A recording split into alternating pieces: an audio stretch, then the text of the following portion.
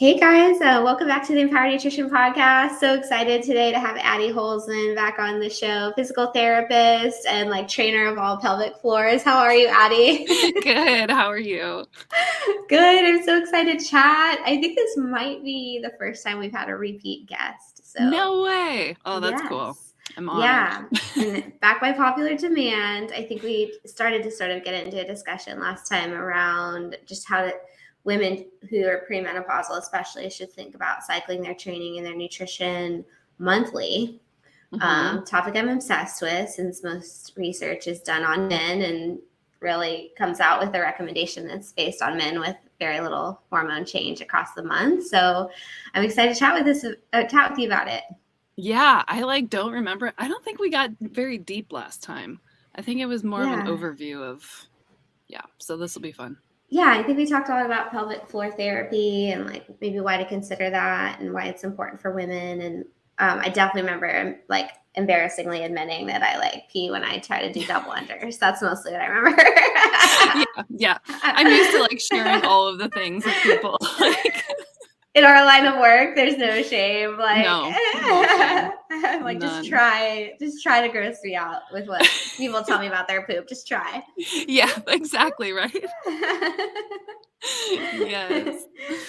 Well, so you're obviously in practice helping women with their pelvic floor and just with their health in general. Maybe tell me a little bit more about what's been going on with your practice and how everything's going. Yeah. Things are consistently getting busier, which is great. I see an average of 15 clients a week in person, but then I have a podcast that I do with one of my really good friends who's a pelvic floor PT, and the Instagram reels take up a little bit of time. And which you crush. I need to get on those today. I was thinking of making another one today, but so it's a lot of just kind of whatever. I mean, it doesn't feel like work because I love doing it. So, but it's good. It's great. Awesome. Mm-hmm. Well, tell me about training for women. I know last time you were on, you recommended the Wild AI app, and I did notice that they recommend cycling your training across your menstrual cycle a little bit. So tell me a little bit more about if I was your client and I was asking about that, would you recommend that I do that? Yes. So this can get so detailed, but overarching, I would recommend that people, for one, start tracking their cycle because it's like our fifth vital sign. Knowing your cycle is so important for our health, but then you can pick up on patterns where you have more energy, where you have less energy, symptoms. So in my practice, I do talk a lot about training because most of my clients are athletes, but I also talk a lot about how certain core and pelvic floor issues will spike at certain times in their cycle. So I'll recommend that they track their cycle for 2 to 3 months and see if there's more urinary incontinence at certain points, or prolapse symptoms, or pelvic pain, or whatever, which can be really helpful. I had one that I really remember because I loved how she charted it. She drew little sunshines for the good days and then raindrops for when she was leaking. And it was that's funny. Ovulation was her time that she was always leaking. And so when estrogen peaks around ovulation, the support to our urethra is more lax. So you have more laxity there and less control, possibly, if your pelvic floor muscles can't kind of take up the slack for that. So I also notice prolapse symptoms tend to come leading up to period or during the period, where your inflammation is higher, your blood is more viscous leading up to your period, so things tend to be just more congested in your pelvic floor. So there are really cool things you can cue into to help manage your pelvic floor symptoms. And this is most of what I talk about with cycle training is obviously a natural cycle, or if you're on a copper IUD, that's the most similar to a natural cycle. The hormonal IUD can pause ovulation for up to 1.5 years. But then when you get into birth control pills and hormonal contraception, it's a little bit different ballgame as far as training with your cycle, but you can still do some things to optimize your movement and performance. Yeah, I'm so glad you mentioned that because, I mean, at this point, it kind of blows me away. But I remember not understanding this when I was like maybe in my early 20s. Like, I'll still have women tell me, like, oh, yeah, I get my period at this point. That's when I take my like sugar pills on my birth control. And like, they'll talk about it like they're having a hormonal cycle across the month on hormonal birth control, not their fault. They've literally been put on this medication and not told that you're actually not having a hormone cycle. You're taking these exogenous hormones, which create just a baseline stable level across the 3 months of the 3 weeks of the month. And then you have nothing. So it's almost more like opposite. Yeah. You're It's like almost in a like high hormone. You're in a Yeah. high hormone phase for 3 weeks and then in a low hormone for a week. Yeah. So there, and then with people with taking birth control, it's trying to take your birth control maybe like if you train in the morning, taking it at night, because there'll be little peaks. So you take the pill and like the hormones will peak, and then the half-life is when they're at the lowest. And so 12 hours after you take your pill is going to be where you can kind of harness that efficiency at like a lower point in your hormones for those 3 weeks that you're taking the birth control pills. And then when you have that 1 week where you're having your withdrawal bleed, that's actually where your hormones are lowest. So you can do, if your bleeding allows, higher intensity, that heavier weight, like really maximizing that lower hormone week. That's interesting because you also have low hormones when you're naturally cycling and you're having a period. So would you say that's also how you would recommend training on your period, is like heavier lifting? Yep. Which is not what maybe most women think to do. So yes. So that kind of goes back to the health part, right? If your periods are super heavy, crampy, painful, they just totally take you out. I would recommend addressing that before you're worrying about like training with your hormones. But if we're going to talk about like a 28-day cycle, because that's just mathematically the easiest 4 weeks to talk about, when you're tracking your cycle, you really need to know your ovulation, because that is going to divide your follicular phase, that first half, with the luteal phase, the second half. And that's where kind of the hormones are going to pivot. So, and it's not always like day 14. There can be like a little variance there. So you can use like LH strips. You can pay attention to your cervical mucus. You can track your body temperature as a way to like really pin that ovulation. And then once you know that, that follicular phase in a 28-day cycle, let's say it's 14 days, when you're kind of getting that energy back, like during your period, those first few days, like gentle movement, just kind of like, I think of it as like waking up, like you've gone through that late luteal phase that probably just kind of took your energy out, and then you get your period. And so then like your energy starts to rise and you can start doing more higher intensity. Skill building is really a good time, like that mid follicular phase. If you're learning new things or want to work on like new things, it's a good time to do it, but more like higher intensity. And then when you start getting into that ovulation phase, which is normally 13 to 17 days if you're talking on the 28-day cycle, that's when your estrogen is going to be peak. So estrogen helps you build muscle. So this is where you want to do heavy lifting. Like if you're going to PR on a lift or whatever, this is where you want to really maximize that. The caveat to that is injury risk also is increasing here because of estrogen making your ligaments more lax. So it's interesting. Men, I read this in like one of these articles about like just estrogen. Men have more muscle injuries where women have more ligament injuries. And that's like kind of going back to our estrogen. But so even though we're like trying to PR, if that's like a goal, you want to keep that risk in mind. So really good warm up, making sure you're really dialing in on technique, stuff like that, so you aren't going to injure yourself. And then once you tip into that luteal phase, you're working more on like high volume. So higher reps, but less weight. So it's more of like an endurance. if we're thinking about like running, like Mm-hmm. speed work, hill work in that follicular phase, and then you can kind of cross over to more endurance work in that second half of your cycle where you're just Yeah. going slower and longer. And then, so that would be kind of week 3. And then kind of leading up to your period when energy is like dipping, is when you kind of want to focus more on technique, deloading. Of course, my husband calls, and he's the only one that comes through on my phone because I have it silenced. So yeah, like if you think of periodization too, like the typical like 3 weeks on, 1 week off, it's kind of similar, right? Your 3 weeks and then that 1 week leading up to your period is where you just kind of like deload and work more on technique. Yeah.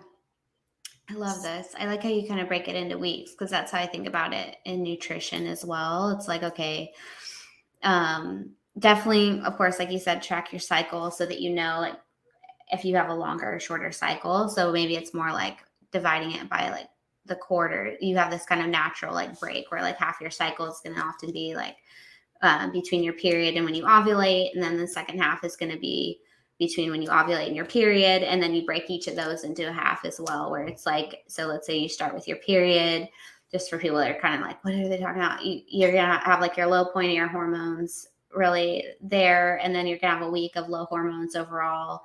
But then at the end of that week, and then certainly over across to the second week, you're gonna have a building of estrogen that is proportionately more than progesterone, and then it's going to all peak. Your estrogen especially is going to peak when you ovulate around the middle of your cycle. You're going to get that spike in LH, and then you're going to have this estrogen sort of like crash. You really get like 2 estrogen peaks every cycle, but then after that ovulation, you're going to then start building estrogen again, but then up for the progesterone. So I think, like, tell me a little bit more about how you feel like that plays in terms of like in that third week, you're getting a build of like really both, and then in the fourth week it starts to lower, and then that's where you get your period. So how do you feel like estrogen, like, estrogen, you said, like, makes your joints a little bit looser, but also helps you to achieve more strength gains with like heavier, more intense exercise. And then tell me about like, do you know anything about the effects of like progesterone on training for women?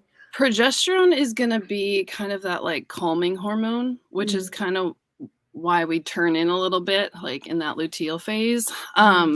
But I would, as far as muscle building and like bone density, estrogen is definitely playing a bigger role in that. So as far as like progesterone on, like, that's where we kind of take the intensity down, because estrogen can kind of just make you feel like, progesterone. Make you feel like whatever, like I want to just like hang out. But that luteal phase is more impacted, I think, by your basal body temperature. Your respiratory rate is increased. So like, think if your base respiratory rate is already increased, and then you like go for a really intense run or have a really intense workout, it's just a lot, right? So those long, slow, more endurance, higher volume is a little bit more complementary to what's physically going on in our body. But as far as progesterone, I don't think it plays as big of a role in training as estrogen does, as far as like laxity in your ligaments and muscle building and all that. Yeah, that's interesting. If you think about like with like nutrition, it's also like that, where it's like estrogen is like the major player that drives like the macro cycling across your month. And it's cool that I think this isn't like by mistake, but if you think about the way these complement, it's really well, in the sense that when estrogen is high, you're more insulin sensitive. And so that's a better time to eat a more high carbohydrate diet. Whereas then like during those periods of your cycle where like you're lower on your estrogen, that's when it's a better time to eat a lower carbohydrate diet, when you actually probably, for the exercise type you're talking about, where it's more low intensity and ongoing, that's a time when you don't need that high carbohydrate intake to support that exercise as much. Whereas if you're going to be doing that like HIIT workout or those sprints or those like really heavy lifts, it is more ideal to be eating a higher carb diet. So it's kind of and then I think there's other like natural, like healthy things about cycling your macros in that way too, in the sense of like, then you're not kind of like stuck on one thing or the other. You're able to leverage sort of like the best of both worlds of like, you'll get some where you're not promoting insulin resistance by eating high carb when you're not carbohydrate tolerant, when you have those periods of low estrogen, but then you're getting that sports performance benefit of eating higher carb when you are like able to like utilize that carbohydrate better and leverage it in that type of exercise. So it's kind of fun how it like complements, you know? Yeah. Do you find that eating like higher fat in the luteal phase is beneficial?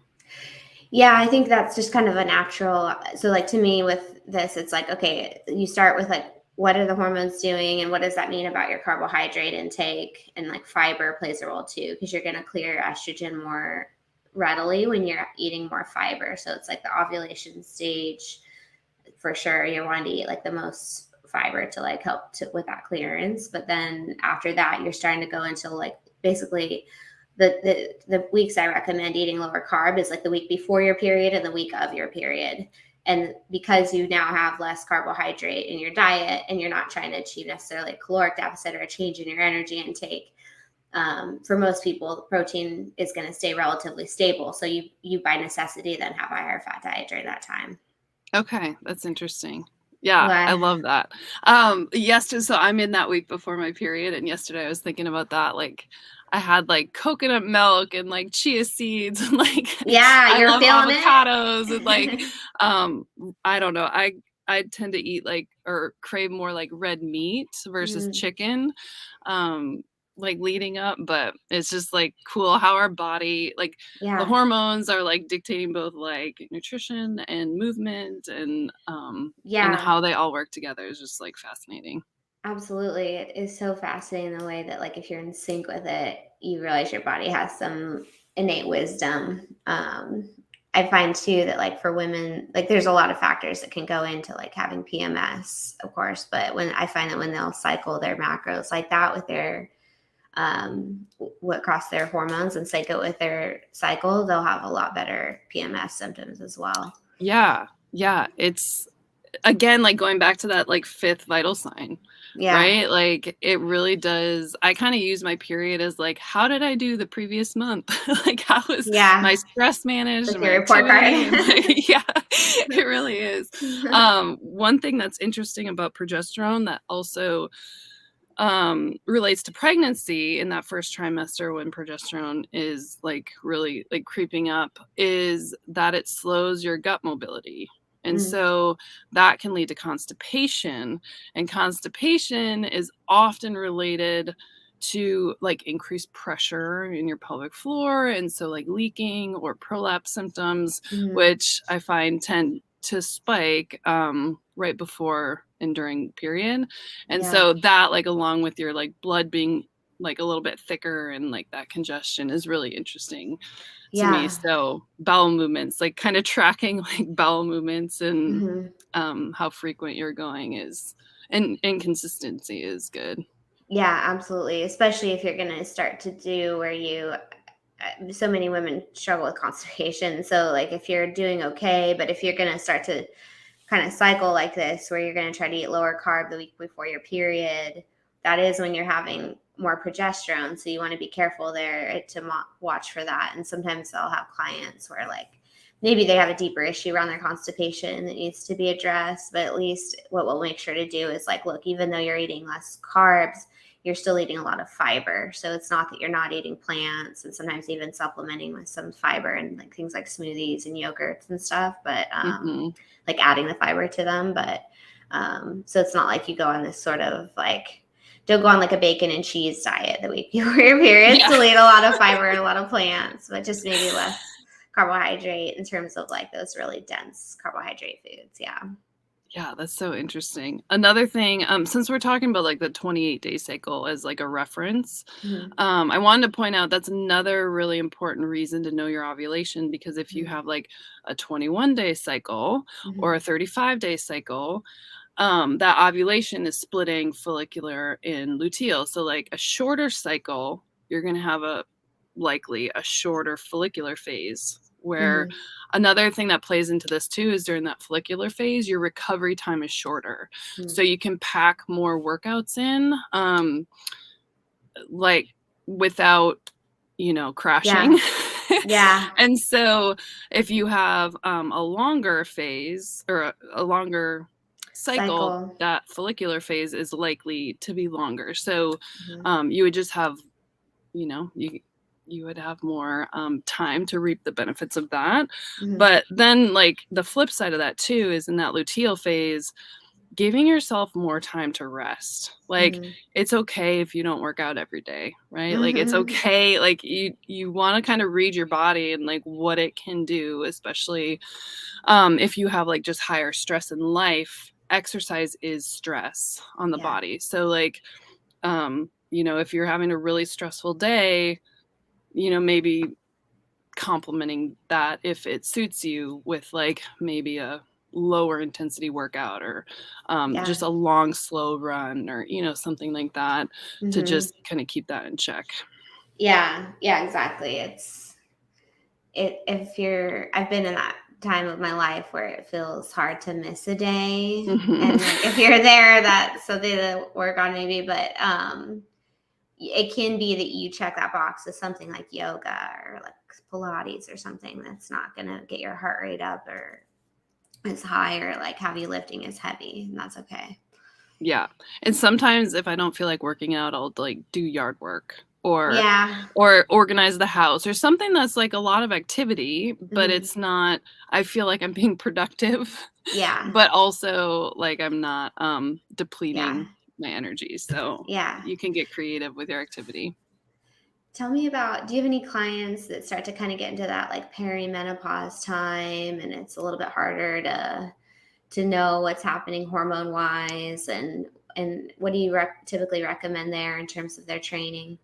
Yeah, I do have, most of my clients are 20s, 30s, but I do have a few that are in their 40s and 50s. During perimenopause, where your cycle is going to become more inconsistent and harder to track, you have to like tune in more to your body and your energy. So it's less like structured and more like, okay, paying attention to just your body's cues and your energy level.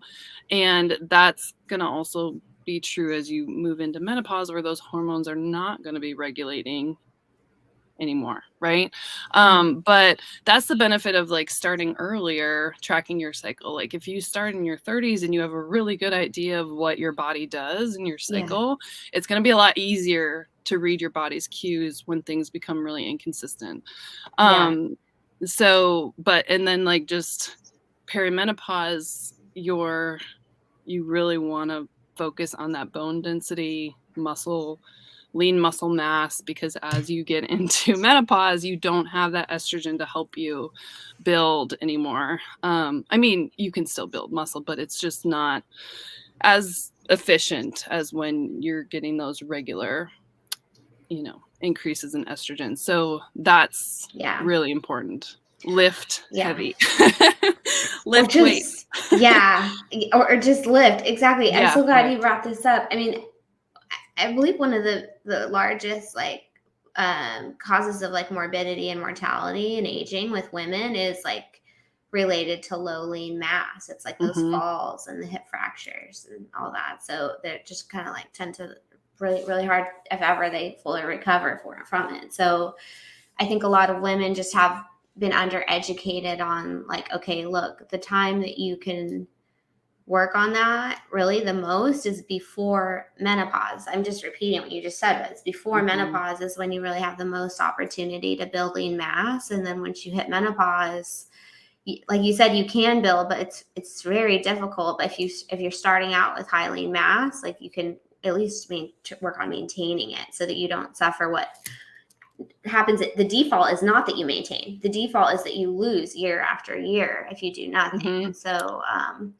more than you would have lost pre-menopause. So it's like you said, it's like related to that lower estrogen. And so it's incredibly important to lift. I feel like so many women that I meet with still are not lifting weights.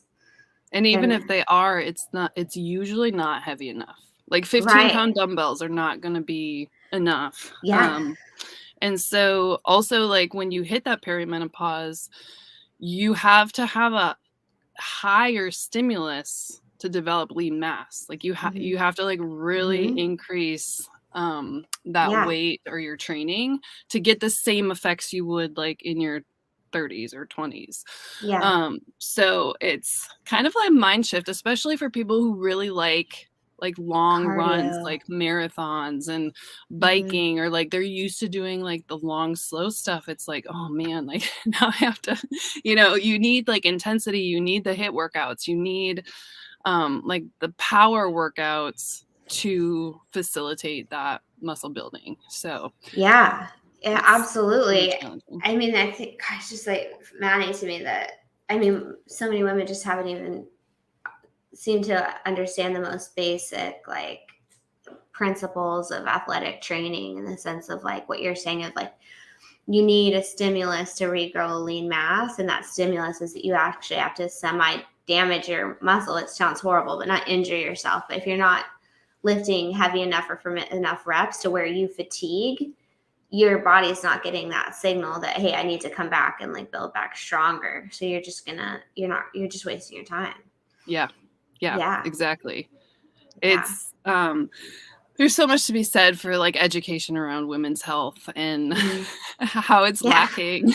I mean, research. Yeah, exactly. Even starting in like sex ed classes and like not pointing out that periods should like take you out for days on end, or you're missing school because it's so heavy or painful. Like that's not normal.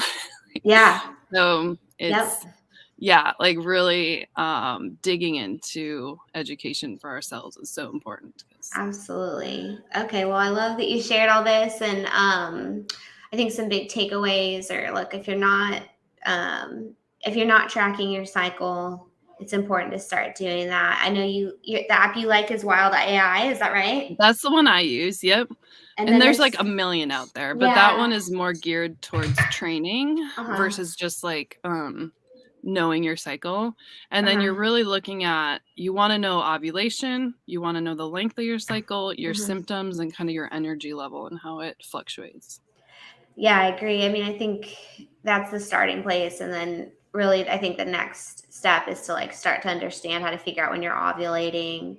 At this point, you can get, if you like have the means for it, even like an Apple Watch or an Oura Ring can help you with that. But it can be as simple, like you said, of just looking at those sort of like body signs. And then from there, sort of breaking it up into like those 4 parts. There's like the early follicular, like late follicular, I guess 5 parts, ovulation, if you call that a part, which of course is one. And then early luteal, and then like late luteal, which would be your period. And then it starts all over again. So start to understand what you're going to do training and nutrition wise during those periods of time. And it's on, and like, so I'll link in the show notes I wrote an article about macrocycling, which people can check out if you want. And then if people want to talk with you more about training around their cycle, Addie, what's a good way for them to connect with you?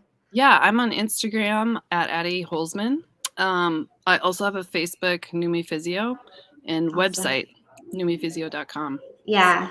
Your Instagram is amazing. So thank you. I'm just going to tell everybody to just go there and follow and enjoy it, having a better life for doing so. Thank you. Awesome. And I think the important like overarching message too is that because research is so limited and because our cycles are so individualized, it makes it even more important that everyone knows their own tendencies and what their body does. Because you got to learn that. That's a journey. It's not going to come from a book or like researching. So everyone's different. Yeah. Stop listening to like the world's ideas around your training, because it's all based off of men, and we don't want to train like men. We're not men. So right. Exactly. Harness the power of your cycle. Exactly. Yeah. You have these superpowers, so leverage it. Yes. Well, thank you, Addie. This is such a joy, and I really appreciate you coming on today. Thank you for having me. Of Always fun. course. Yeah, I mean, we'll go for round 3. Maybe. I'm up for it. All right, you guys send in your questions and we'll talk about it. Thanks, Addie. Talk to you later. Thank you. Bye. Bye.